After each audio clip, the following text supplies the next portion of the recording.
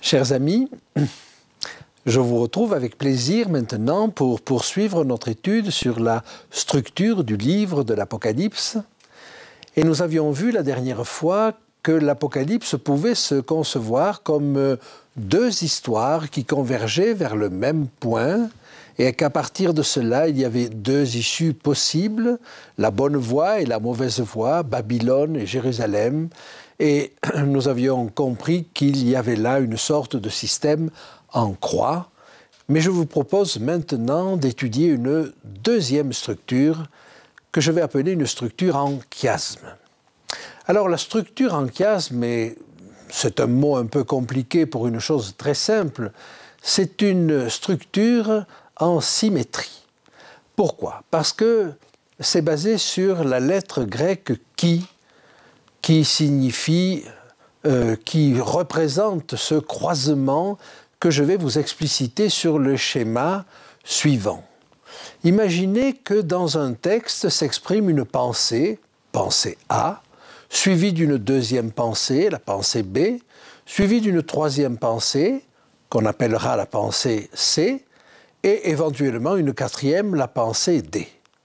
Et ensuite, nous allons reprendre une pensée comparable à la pensée C, alors que je vais appeler C', puis une pensée que je vais appeler B', et une pensée A'. Donc, si vous voulez, on passe d'une idée à l'autre, et puis on revient par le même chemin. Si, au lieu d'exprimer ce que je vous ai mis là sous la forme de ce schéma, on met la succession de ces pensées sous la forme de deux colonnes. Alors on va exprimer la pensée A, la pensée B, la pensée C, la pensée D, et puis sur une deuxième colonne, la pensée C', B', A'. Et si maintenant vous joignez par un trait la pensée A et A', B et B', et C et C', vous voyez que ces lignes se croisent, formant la lettre grecque qui, d'où la structure en chiasme. Alors je vous propose maintenant d'étudier ce que nous allons pouvoir voir des différents éléments. Et la première chose que je vais vous proposer, c'est la comparaison de l'introduction et de la conclusion. Eh bien, si nous comparons ces deux textes-là, nous voyons que les thèmes qui sont abordés en début de livre, en introduction, et les thèmes qui sont abordés en conclusion de livre sont extrêmement semblables. Par exemple, je peux lire en Apocalypse chapitre 1, verset 1, « Révélation de Jésus-Christ que Dieu lui a donnée pour montrer à ses serviteurs les choses qui doivent arriver bientôt et qu'il a fait connaître par l'envoi de son ange à son serviteur Jean. » Si je vais au chapitre 22, au verset 6, je vois « Et il me dit, ces paroles sont certaines et véritables, le Seigneur, le Dieu des esprits des prophètes, a envoyé son ange pour montrer à ses serviteurs les choses qui doivent arriver bientôt. » Je continue, « Heureux, béatitude, heureux celui qui lit et ceux qui entendent les paroles de la prophétie de ce livre. » Chapitre 22, verset 7, « Et voici, je viens bientôt, heureux celui qui garde les paroles de la prophétie de ce livre, car le temps est proche. » Verset 3 et verset 7 du chapitre 22. « Je suis l'alpha et l'oméga, dit le Seigneur Dieu, celui qui est, qui était et qui vient, le Tout-Puissant. » Nous sommes au verset 8 du chapitre 1er. Eh bien, nous retrouvons au chapitre 22, « Je suis l'alpha et l'oméga, le premier et le dernier, le commencement et la fin ». Donc, on peut comparer les thèmes qui sont abordés d'un côté et de l'autre, et sur le schéma que vous voyez apparaître, je vais mettre tout à fait à gauche l'introduction, tout à fait à droite la conclusion, tout en se disant qu'au milieu j'ai un miroir et que ces deux parties se regardent en miroir. Je vais ensuite disposer les 7 parties que nous avons trouvées dans notre dernière structure, c'est-à-dire les 7 églises, les 7 sceaux, les 7 trompettes, la femme et le dragon, les 7 coupes, le jugement de Babylone et la Nouvelle Jérusalem. Eh bien, l'objectif de mon étude aujourd'hui et la prochaine fois sera de vous montrer qu'il y a une symétrie entre la première partie et la 7e, la 2e et la 6e, la 3e et la 5e, celle du milieu, la 4e, étant son propre symétrique. Commençons, si vous le voulez bien, par les 7 trompettes et les 7 coupes.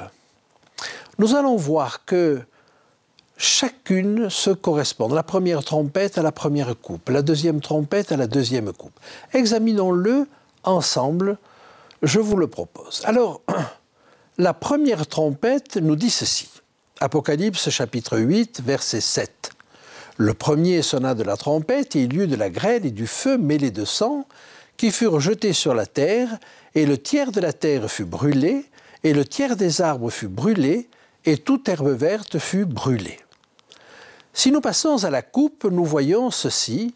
Le premier alla, il versa sa coupe sur la terre, et un ulcère malin et douloureux frappa les hommes qui avaient la marque de la bête et qui adoraient son image.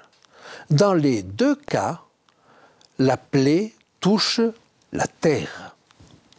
Passons à la deuxième trompette. Le second ange sonna de la trompette, et quelque chose comme une grande montagne embrasée par le feu fut jetée dans la mer, et le tiers de la mer devint du sang. Le point d'impact ici, c'est la mer. Regardons la deuxième coupe. Le second versa sa coupe dans la mer, et elle devint du sang, comme celui d'un mort. Et tout être vivant mourut, tout ce qui était dans la mer. Passions à la troisième trompette. Chapitre 8, verset 10. Le troisième ange sonna de la trompette, et il tomba du ciel une grande étoile ardente comme un flambeau. Elle tomba sur le tiers des fleuves et sur les sources d'eau. Le point d'impact, le tiers des fleuves et des sources d'eau. Troisième coupe, le troisième versa sa coupe dans les fleuves et dans les sources des eaux, et ils devinrent du sang. Jusque-là, la symétrie est sans faille. Et nous allons trouver la même chose pour la quatrième trompette. Apocalypse 8, verset 12. Le quatrième ange sonna de la trompette, et le tiers du soleil fut frappé, et le tiers de la lune, et le tiers des étoiles, afin que le tiers en fût obscurci, et que le jour perdit un tiers de sa clarté, et la nuit de même. Chapitre 16, verset 8, la quatrième coupe. Le quatrième versa sa coupe sur le soleil, et il lui fut donné de brûler les hommes par le feu. Et les hommes furent brûlés par une grande chaleur, et ils blasphémèrent le nom du Dieu qui a autorité sur ces fléaux. Ainsi donc, nous voyons une symétrie parfaite, et là, ce sont les luminaires qui sont touchés, c'est-à-dire le ciel. Maintenant, j'aimerais aborder avec vous les 3 trompettes et les 3 coupes suivantes. Alors, si nous allons vers la 5e trompette, nous trouvons ceci. Le 5e ange sonna de la trompette, et il monta du puits une fumée comme la fumée d'une grande fournaise, et le soleil et l'air furent obscurcis par la fumée du puits. Ce qui domine ici, c'est la fumée, c'est les ténèbres. Eh bien, nous allons avoir la même chose au cours de la 5e coupe. Le 5e versa sa coupe sur le trône de la bête, et son royaume fut couvert de ténèbres, et les hommes se mordaient la langue de douleur. Là encore, ce sont les ténèbres qui dominent. Si je passe à la 6e trompette, le 6e ange sonna de la trompette et j'entendis une voix venant des 4 cornes de l'autel d'or qui est devant Dieu et disant au 6e ange qui avait la trompette, « Délie les 4 anges qui sont liés sur le grand fleuve l'Euphrate. » Pour la 6e coupe, le 6e ange versa sa coupe sur le grand fleuve l'Euphrate et son eau tarit afin que le chemin des rois de l'Orient fût préparé. Si le grand fleuve l'Euphrate était mentionné 20 fois dans le texte d'Apocalypse, cela n'aurait pas une grande valeur, mais il n'est mentionné que 2 fois, à la 6e trompette et à la 6e coupe. Il y a donc là une symétrie évidente que nous allons retrouver avec la 7e trompette. Si nous regardons au chapitre 11 et au verset 15, on voit que la 7e trompette sonne, et c'est au verset 19 que nous allons avoir une succession de signes qui dénotent la présence de Dieu. Et le temple de Dieu dans le ciel fut ouvert, et il y eut des éclairs, des voix, des tonnerres, un tremblement de terre et une forte grêle. Pour la 7e coupe, c'est à peu près la même chose. Le 7e versa sa coupe dans l'air, et il y eut des éclairs, des voix, des tonnerres et un grand tremblement de terre, tel qu'il n'y en avait jamais eu. Et il faut aller jusqu'au verset 21 pour voir qu'il y a également une grosse grêle. En conséquence, nous avons là une symétrie évidente entre les trompettes et les coupes. Et si nous reprenons notre schéma, eh bien vous voyez que je fais une accolade entre les 7 trompettes et les 7 coupes. Le deuxième élément que nous allons examiner, c'est la symétrie éventuelle entre les 7 sceaux et le jugement de Babylone. Eh bien pour cela, ça va nous prendre un petit peu plus de temps et l'objectif que nous allons poursuivre est de voir si les 7 sceaux représentent un jugement. Parce que s'il y a là un jugement, alors effectivement, c'est symétrique du jugement de Babylone. Il y a de très nombreux arguments pour cela, mais il y a quand même un problème, et c'est pourquoi il nous faudra développer cela. Dans les chapitres 4 et 5, en introduction des sceaux, nous n'avons aucun terme apparemment pour nous, dans notre culture, qui évoque un jugement. Il n'est pas question de loi, il n'est pas question de tribunal, il n'est pas question d'avocat, il n'est pas question de plaignant. Bref, on n'a pas a priori l'impression qu'il s'agit d'un jugement. Et pourtant, nous allons trouver là une quantité d'éléments qui nous montrent qu'il y a un jugement. Alors je vous propose d'en examiner quelques-uns. Nous verrons d'abord la notion de trône. Alors cette notion de trône est assez riche et sous plusieurs aspects, elle va nous montrer que le trône est lié à la notion de jugement. J'aimerais pour cela lire avec vous un certain nombre de textes qui vont nous le prouver. Le premier que je vous propose de lire se trouve dans le livre d'Apocalypse au chapitre 4 et au verset 1er. Après cela, je regardai, et voici une porte était ouverte dans le ciel. La première voix que j'avais entendue comme le son d'une trompette et qui me parlait, dit « Monte ici, et je te ferai voir ce qui doit arriver dans la suite. » Aussitôt je fus ravi en esprit, et voici il y avait un trône dans le ciel, et sur ce trône quelqu'un était assis. Eh bien, si pour nous le trône n'évoque pas directement la notion de jugement, mais plutôt celui de règne, en Israël, le roi était également juge. Et je vous propose de lire cela à travers quelques textes, et en particulier le psaume 9 au verset 4 ou 5. Psaume 9. « Car tu soutiens mon droit et ma cause. Tu sièges sur ton trône en juste juge. quand Dieu siège sur son trône, il est un juste juge. Si nous allons un petit peu plus loin dans le livre du prophète Ésaïe, au chapitre 16 et au verset 5, nous trouvons l'affirmation suivante. « Et le trône s'affermira par la clémence, et l'on y verra siéger fidèlement dans la maison de David un juge ami du droit et zélé pour la justice. » On trouverait bien d'autres textes qui vont dans ce sens-là. Mais j'aimerais maintenant attirer votre attention sur un autre aspect des choses. C'est que dans cette section 2 des Sceaux et la section 6 du jugement de Babylone, Dieu n'est jamais nommé par le narrateur Dieu. Il est nommé celui qui est assis sur le trône. Et je vous invite à lire avec moi quelques versets. Au chapitre 4 d'Apocalypse, au versets 9 et 10. « Quand les êtres vivants rendent gloire et honneur et action de grâce à celui qui est assis sur le trône, à celui qui vit au siècle des siècles, les 24 vieillards se prosternent devant celui qui est assis sur le trône, et ils adorent celui qui vit au siècle des siècles, et ils jettent leur couronne devant le trône. » Ainsi, à 2 reprises, Dieu est appelé celui qui est assis sur le trône.